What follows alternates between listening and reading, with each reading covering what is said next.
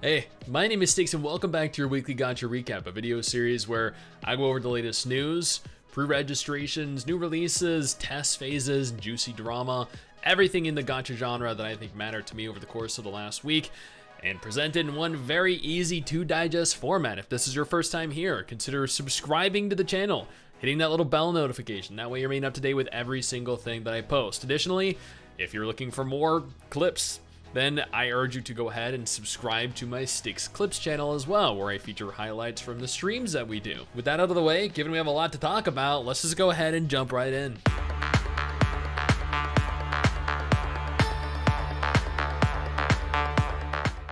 Blue Archive is holding a collab with Mahjong Soul. From what I can tell from Western players, they seem to have received this fairly well.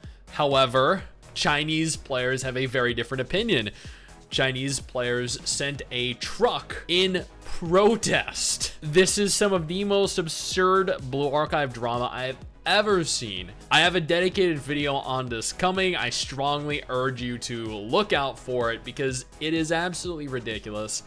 The short of it is that Chinese players are upset and accusing the game of promoting NTR, which is essentially like the equivalent of cheating, because they believe that their waifus deserve to be theirs and theirs alone, and that the potential for characters to be romanced or even bond with other characters outside of them, their protagonist in their game Blue Archive, that is not okay and not acceptable.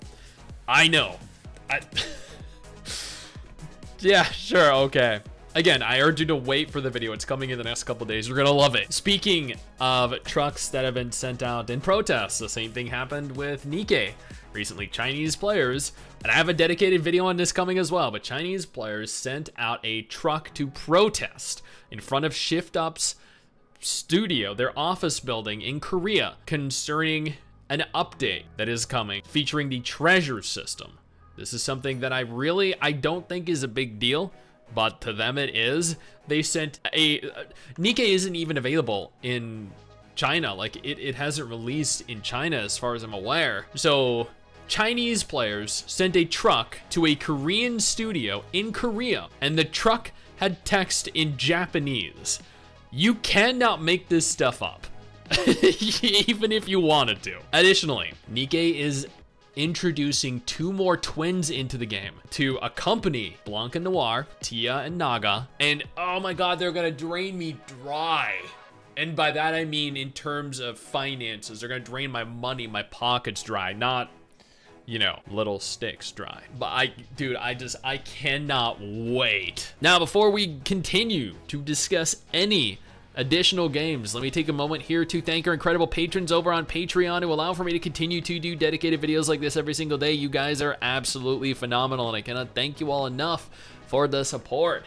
Now let's keep talking. A brand new Gacha game was just revealed called Axis of Eternity. Admittedly, this game looks a little bit too close to Genshin Impact, and you know, like, that is fine. It might have potential depending on where they decide to go with it, if they retain any kind of originality whatsoever. I will be keeping an eye on it. There isn't a playable version of the game at present as far as I'm aware. They are still in the early stages of development. Grand Saga Global is coming. After all this time, I think like 4 years now, we have been waiting for this game, and it is finally here, or almost here at least. Unfortunately, it doesn't list when it is coming, but apparently the website has been updated to say it is coming soon. Blue Exorcist apparently has a brand new gacha game coming called Alterna Welt, and pre-registrations are currently open. The game itself doesn't look that good. I mean, looking at their faces. But I mean, it's a Blue Exorcist game, right? Like, I'm interested purely because of that. Punishing Grey Raven is introducing Han Ying Zitherwo. They released a trailer for her, which is absolutely phenomenal. And I mean, just her character, like, goddamn, dude. Oh man, what? Oh god, seriously, this is just, the characters in this game are just absolutely incredible. Higan Aerithal is celebrating their first anniversary. Yeah, they made it, chat, guys. They've a whole year They've made it a year, making like what, $50,000, $70,000 a month. They have hung on for dear life. Have somehow not shut down yet. 1 year. If they'll make it any further longer than this, so maybe 13, 14 months before announcing their end of service, I don't know, but expect it in the very near future. Another new gacha game recently released, Starseed Asnia Trigger. This is a game I had a lot of fun with. It is only available in Korean right now, or was it Japanese? I don't remember. I think it was Korean and it had a Japanese dub. People were like, but why? This was a very cultured game and I appreciated what I played of it. I'm waiting for global.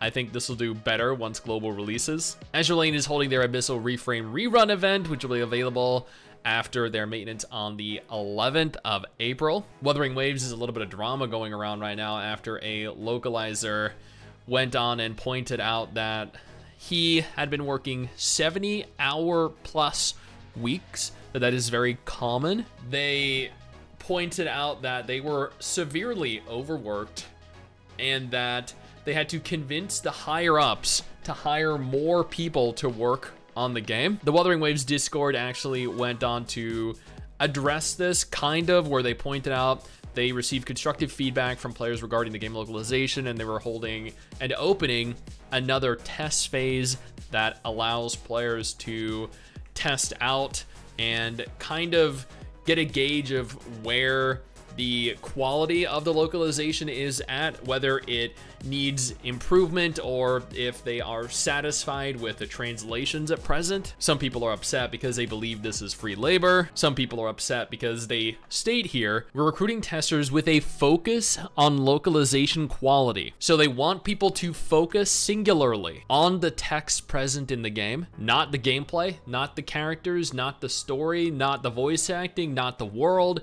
nothing, just the localization quality.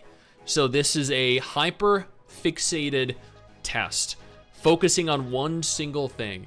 And all these players are applying to participate in this test phase to play the game. Very few of them are going to be focused on the translation of the game. So people are upset because they want people to focus on the localization quality, and that is just not going to be present. So then what is the purpose behind this, you know? I am all for this test phase happening. I'm all for people essentially combing through the text, the translation with a comb to find any grammatical errors they can, to find anything that doesn't make sense. But unfortunately, I feel like this test is not going to really achieve that, given how many people just want to get in and play the game, and I understand them wanting to do that. Pantanoa is holding their Breezy Leisure Series limited time rerun from April 8th to April 22nd. Phantom of the Kill announces end of service, shutting down on May 27th. I mean, this is a cute looking game, so it's always sad to see, especially when there are almost 700,000 views for your tweet. Persona 5 The Phantom X released some official artwork for reaching 10 million pre-registered players. Yes, this game achieved 10 million. This game is going to be a phenomenal hit, at least for its first week. And if the game sucks, then it will die shortly after.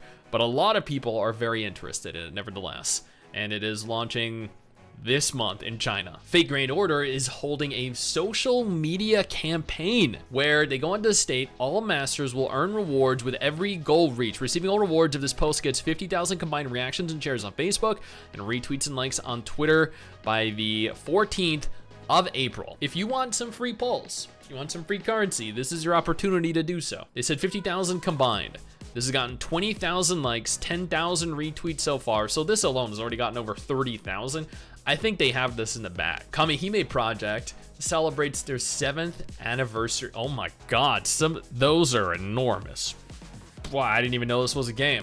I'm kind of curious what this is now. Okay, interesting game. I do like the waifus though.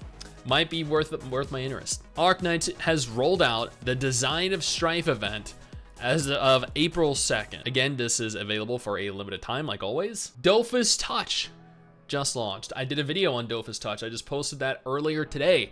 If you're interested in Dofus, Wakfu, Waven, I urge you to check that video out. And finally, Zenless Zone Zero has begun their volume amplification giveaway. Pre-register for a chance to win test qualifications, a Razer laptop, iPhone 15, Sony wireless headphones, and other amazing prizes. this is your opportunity to get into the tests if you have not already. It is everything that happened in the gacha genre that mattered to me over the course of the last week. You guys are welcome for keeping you all up to date. Now, if none of this is of any interest to you though, absolutely no problem. I got 2 different videos on screen right now. It might be more up your alley.